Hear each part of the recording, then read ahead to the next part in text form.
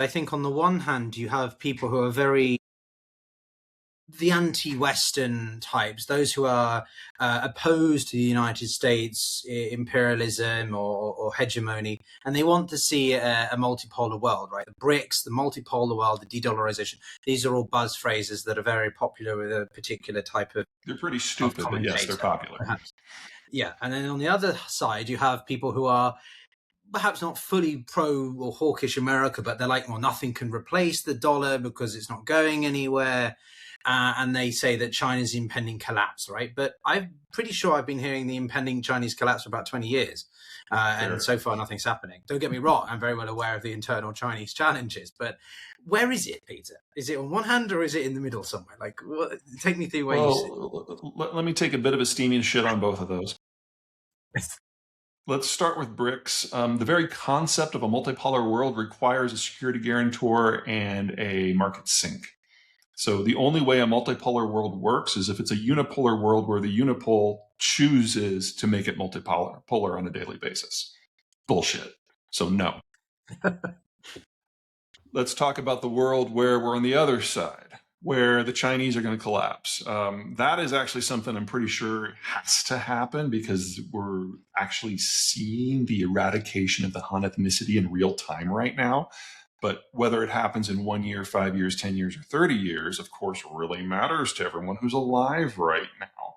The hardest part of my job is putting a time frame on things, especially when we're in an environment where things like this have never happened before. We've never faced depopulation as a species. I think Ian Bremer calls it G0, a world in which no one can hold up the roof. But the problem with that strategy is I think it's a good starting point, but it forgets about what happens the next day. Because there are so many aspects of someone holding up the roof that allows everything else to function. And you can look at any economic structure you want, and you can find how it will break without getting particularly creative. So let me just give you two. Number one, agriculture. It's kind of time dependent.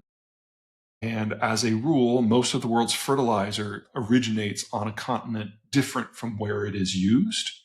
So you break down the transport system, conservatively, we lose a couple billion people. Or then semiconductors. There's 100,000 supply chain steps scattered across 70 countries. There are 9,000 companies involved, half of which only produce one product for one end user. You lose a handful of those, like 10 of those, and the whole thing breaks, and all of a sudden we have no semiconductors that are 7 nanometer or better. And you can play this exercise out in almost every sector. So we really are looking at an existential break in what we consider normal, and that's before you consider how countries are going to have to adapt to that.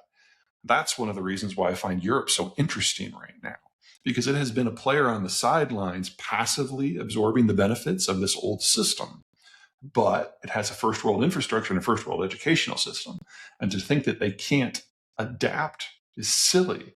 That doesn't mean that that adaptation is something that we're all going to like, Europeans included.